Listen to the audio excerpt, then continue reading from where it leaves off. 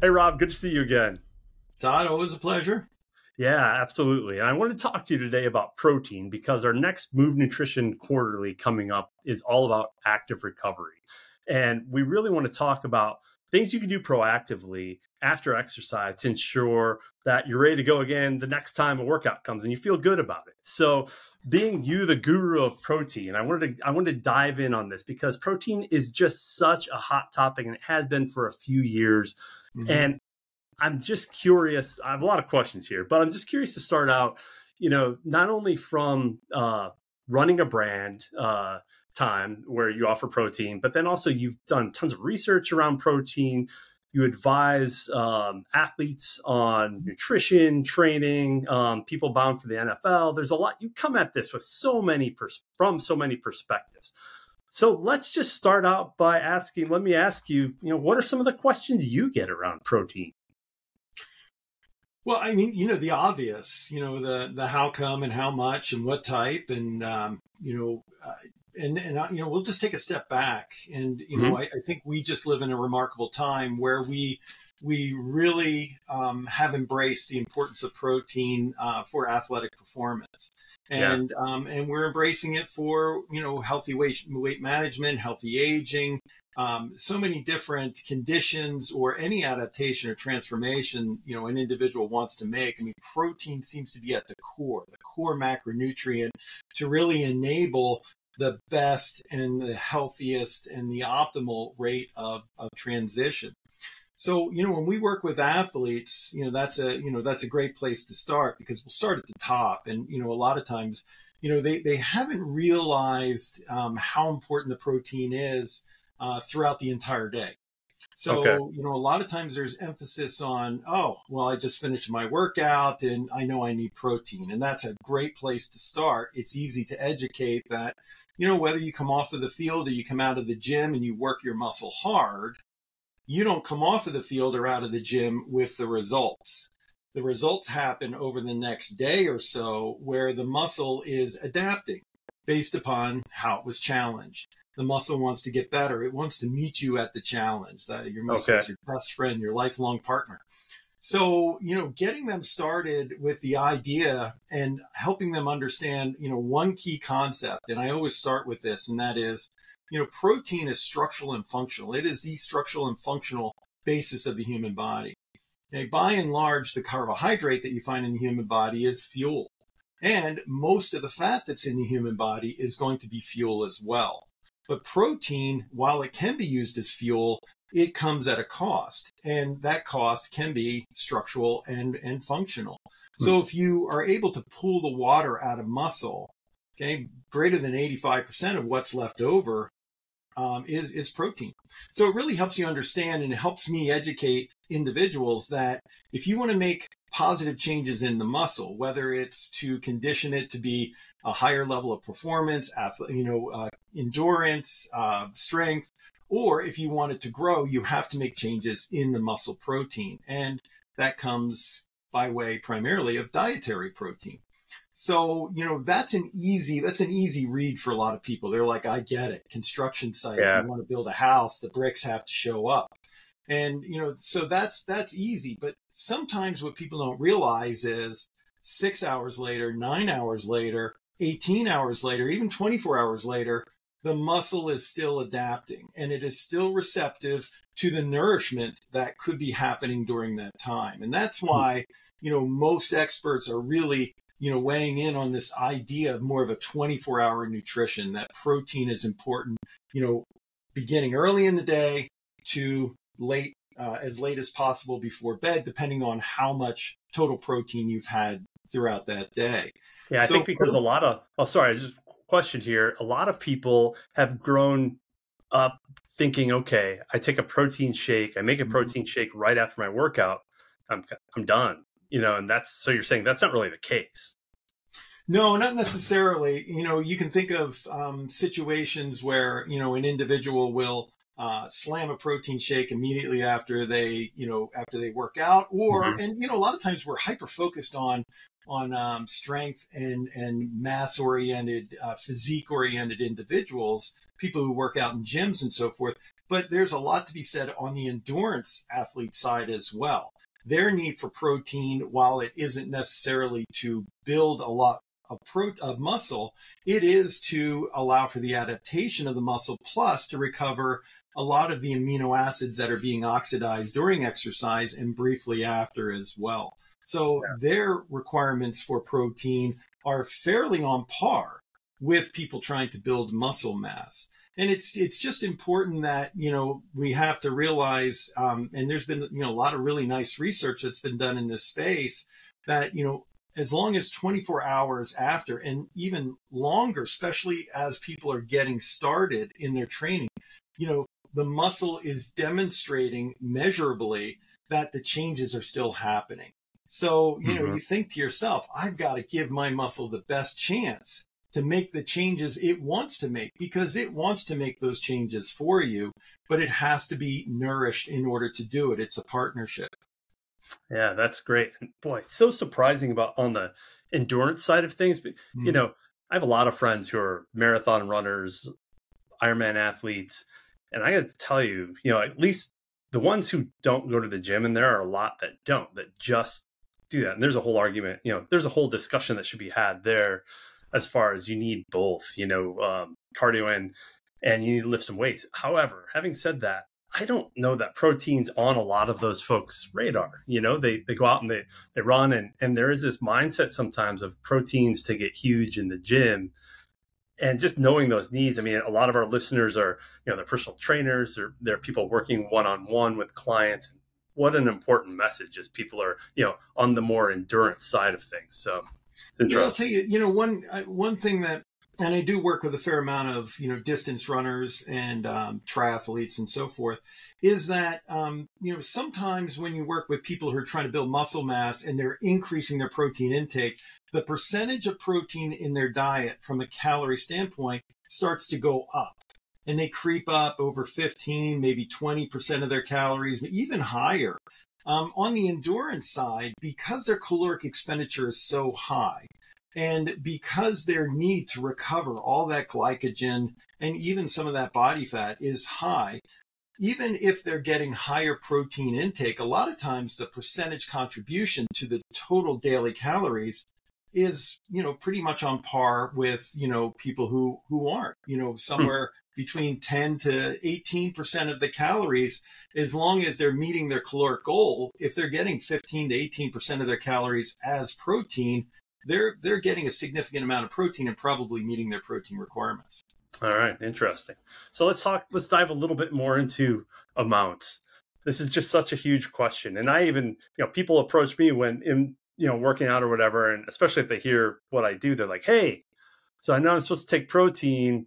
I've heard this amount per body weight, and I've got to imagine there are all kinds of factors. So can you break this down simply for us in terms of some basic guidelines based on, I guess size, but then also fitness goals and what you're trying to achieve? I think there's really two factors that I really like to work with. And I would consider them to be more of a minimum number. So, per meal, you would want to get 0.3 grams per kilogram body weight of protein. Okay. So for most individuals, that lives somewhere between 20 and 30 grams, depending on size, as you mentioned. So that's why we see a lot of protein supplements in the marketplace that are in that 24, 25 gram, and sometimes as high as 30 gram per serving. And it fits right in there. And then we have to look at the total day, because it's the total day that really is going to determine how well you do over time, how much adaptation and how much benefit that you get from the training that you do. You invest so much into the physical work, but in order to maximize and optimize the benefit, you have to nourish that all the way through the day, all the way through the week, and all the way through that continuum. So the base number is somewhere around 1.6, 1.65 grams per kilogram body weight. Okay. And if somebody is cutting calories and they're trying to lean as they build, which is an interesting scenario, because 15 years ago, most of us in the field of nutrition would have said, you can't do it. You can't build muscle mass while you lose weight, but you absolutely can. And, hats off to the fantastic research that's been done, over the last decade or so that's really helped us see, what that takes in order to do that. And I'll get to that in just a second. But if you do the math on let's say 1.65 grams per kilogram body weight, and everybody out there should be getting their pencil and their. That's right. That's right. Okay? And then the next thing that you think about metrics now. Come on. Yeah. The next thing that you would do is you would go, well, I eat 4 times a day. So whatever that base number is, and let's say it's 150 grams, you drop it down and you bucket it into those 4 meals. And that's a pretty good strategy for most people to meet the minimum protein requirements. Is more better? Maybe, maybe not. Okay, but this is what we believe to be sort of the minimum. You want to strive to get at least there. And, for people who are doing intermittent feeding, this can be a little bit more of a challenge because they have to get it all within that narrow feeding window. And, there's sort of this groundswell of thinking around that maybe when they're doing their intermittent feeding, that maybe it's okay to have, a little bit of protein first thing in the morning to help with the overnight period. It just depends. So, I would say if you start with that and you get total daily, separated into the meals, and then see if the meals match up with 0.3 grams per kilogram body weight, you're probably going to be in the ballpark in being able to structure your day. Do you have to get down to the absolute gram and so forth? Don't sweat it. I mean, the most important thing is if you're getting plenty of protein, then you really don't need to sweat, is it 132 grams a day? Is it 128? If I don't get 128, am I going back? Whatever. But, just to be in that ballpark. And the way that I typically work with people, is because, a lot of people aren't counters. They're, they'll look at a plate and they'll go, is this pretty good? This is what I had. And I said, well, what's the biggest thing on your plate? How prevalent is the protein? Is it there? Put your hand next to it. Does it look like your hand, whatever. Then you're getting, 3 to 4 ounces, you're getting this, that, and the other thing. I mean, do you see your significant source of protein at every single meal? And if that's the case, then you're probably doing okay. All right. Yeah, that's a great practical way to think about it. So that's helpful. Let's dive into the next question I've heard a lot, and that is talk about different types of protein. There's been a lot of plant-based protein on the market lately. That seems to be trending.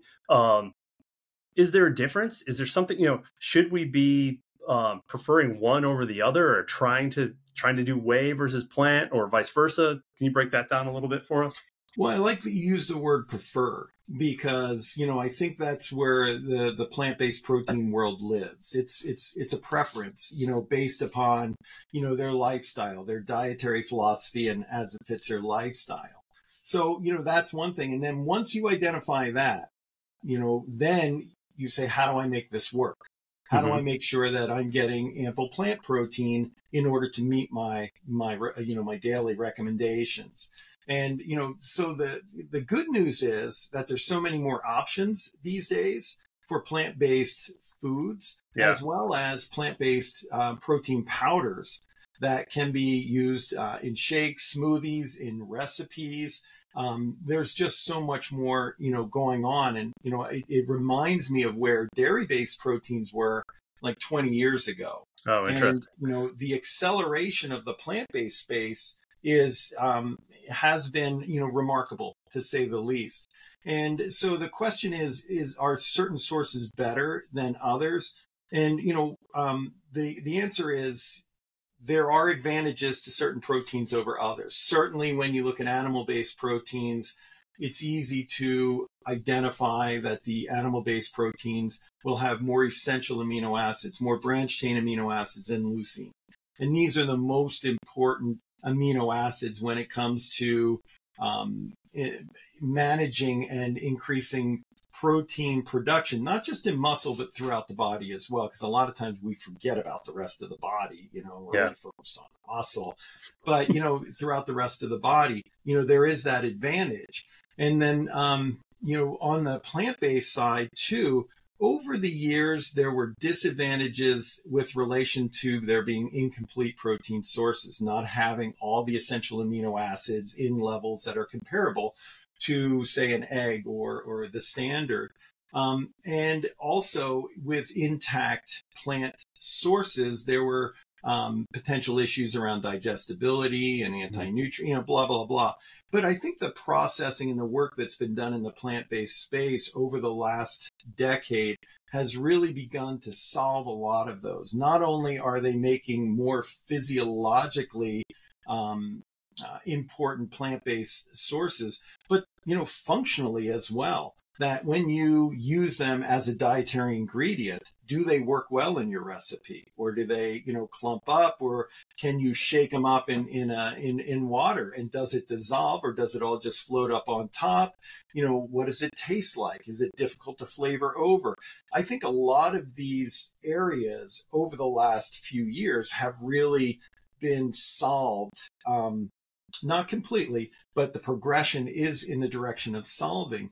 And I speak about this, almost annually at one expo, and then I'll speak to it at the ISSN Columbia next month as well. Now, the question of, can somebody have the same benefits using plant-based proteins such as pea versus animal-based proteins such as a whey, and I'm only focusing on the ingredient type, because that's usually where the focus is.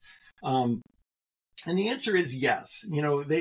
As long as there's ample protein in the diet, and that really seems to be the key. Head to head, the acute studies tend to favor the animal-based proteins as being more potent for stimulating, say, muscle protein synthesis, getting a better response in that first couple of hours, especially when you're starting off in a fasted state. But in the long term, over weeks, plant-based diets can, do well in helping people achieve their fitness goals, building muscle mass and so forth, provided that they're getting enough of the plant-based protein to overcome some of the, the differences between plant and animal sources. Yeah, that's great. I love, both with amount and type. I love that you're bringing in people's lifestyle, diet choices, and also kind of more practical, like, with the amount. If you look at your plate and there's a source of protein there, I mean, because practically speaking, a lot of people are going to have clients that, like you said, aren't counters, and they just need to, they might be doing 10% now of what they should ideally be doing. If you can move them up into, doing 60, 70, 80% and not have to get a scale out to weigh it out, that's going a long way. So I like that practical approach. I think it's usable. Yeah. So one other question I had on protein, I kind of want to open it up a little bit after that, but you talked about timing quite a bit already, in terms of, you got to look at it your whole day, like 24-hour. And I'm wondering, given that, do you have any go-to protein sources that you use where, you haven't got it in for the day? You really, you're having trouble, maybe you're traveling, maybe whatever it is. I mean, that's kind of both of our lives. A lot of time you're on the road and you're, how does that work? Right. Yeah. What are some of your protein sources that you'll just grab to try to get a little extra in every day? Well, I'm a huge fan of whey protein, for one. And, from a timing standpoint, if you are getting up in the morning and you've got things that you need to do, or you don't want to eat for another hour or so, which a lot of times is my case, I'll have like a whey protein isolate shake, and I'll just knock it down. And my goal is to really, start just fire up the anabolic processes, especially within the muscle, and just kind of start that out. And then I may eat an hour. Or if I'm going to the gym and I know that, the exercises that I'm going to do, I want my stomach clear. So maybe it's inverted leg presses, maybe it's deep squats, whatever that may be. Or for runners like yourself, if you're going to run in 2 hours, hour and a half, have a full. but right. Yeah. That, that you haven't eaten for like 4 or 5 hours, and protein will only benefit you. Or if you're an early morning runner, then like a whey protein isolate, super clean whey protein isolate, will clear the stomach faster, which is exactly what you want. You want that out of your stomach. So, in situations where you need it fast, that's where I would gravitate to a whey protein isolate as a source. Anything in between, it could be certainly a mixture. I'm getting really excited and intrigued about, lipids that you find in dairy-based proteins, and even some of the nutritional factors that you find in plant-based proteins as well. Plant-based ingredients like sacha inchi with naturally occurring omega-3s, which are, fascinating that you can get some of these nutrients in addition to the protein. And then as you get closer to nighttime, we've done a lot of work. Mike Ormsby at Florida State's done a lot of work. And, certainly, the folks over in the Netherlands have done, fantastic work as well, looking at nighttime protein and the benefits of, maybe 35 grams of casein before bed to maintain your metabolism, to also have the same effect on muscle protein synthesis. And, what was most interesting about the research that, Mike Ormsby did at Florida State is that they were able to show that there was that positive effect of casein before bed on the muscle protein, being able to sort of stimulate and maintain that muscle protein synthesis and metabolism. But at the same time, to not disrupt the normal breakdown of body fat, which then serves as a fuel source while you sleep. And so it's like the best of both worlds. You get the positive on the muscle protein, and you also you don't have any negative on the breakdown of body fat and being used as fuel while you sleep. And that's, these kind of things really make protein special.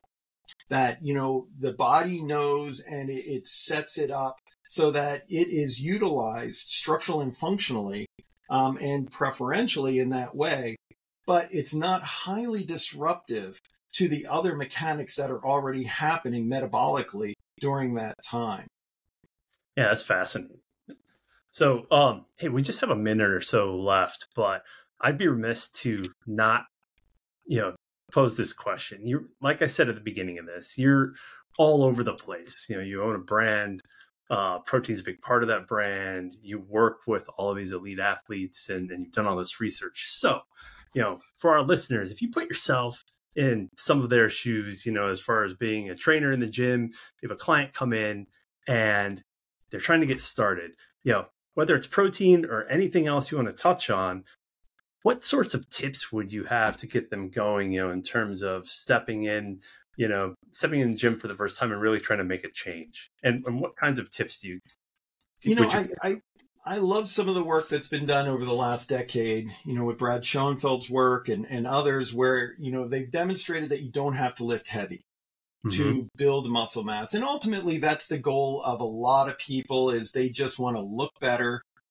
They want their body to be better metabolically, not just burning more calories, but to be able to store more blood glucose and fat within the muscle, because now there's more muscle and some of it's being depleted during exercise. So they want that. And you don't have to lift heavy. You just need to match the volume of exercise as if you lifted heavy. So, I think this is a breakthrough because it really sets us up to, understand that anybody can work out almost anywhere and get the benefits of looking better and becoming stronger, and more fit. So that would be, one thing is, work with a good trainer that that really understands you and understands what you're capable of doing and understands your goals, because, you may not want to, go and be, the world's strongest athlete. You just may want to look better or feel better or whatever it is. Yeah. Nutritionally, I think it's really easy to get in the weeds on supplementation and so forth, but the easy stuff is this: get plenty of protein in your diet. And also creatine is extremely helpful when people are just getting going, and get plenty of sleep. a lot of times we just, highly underestimate the value of that recovery period that you talked about early as we just got started in this conversation. You have to sleep, and that's where a lot of the recovery is really taking place, and the body is recharging and getting you ready for that next workout. And then, if you're unrested, metabolically, it's a problem. Alertness and just daily activity, it's a problem. It sets up all kinds of different things that can actually work against you as you're trying to move towards your goals. Yeah, absolutely. Sleep has been, I know we're focusing on proactive recovery, and we could easily slot this in terms of you have to be proactive about carving out time and getting sleep. I mean, thankfully, at least among the people I hang around with, gone are the days of being like, oh, hey man, it's just me. I only need 4 hours of sleep. It's just how it is. I get up and, it's like this bragging thing, right? Like 10 years ago. Thankfully, that time is over, right? And now I hear people talking about getting 8 hours or, trying to at least. I got to tell you, if I don't, whether it's working out, whether it's sitting here working, everything changes when, sleep isn't there. So yeah, it's huge. I'm glad you brought that up as a point. Todd, this has been great. I really, really appreciate it. I love the Move Nutrition Network and everything that you're doing. Oh, thanks. And hey, it's always exciting to get on and talk to people who, have done so much research and then put it into practice as well. So you're a great friend in the industry, and it's always good to just connect with you and tap into your brain a little bit, besides just hanging out at trade shows or whatever we do. So thanks. I appreciate it, Rob. Oh, thanks so much. Talk to you.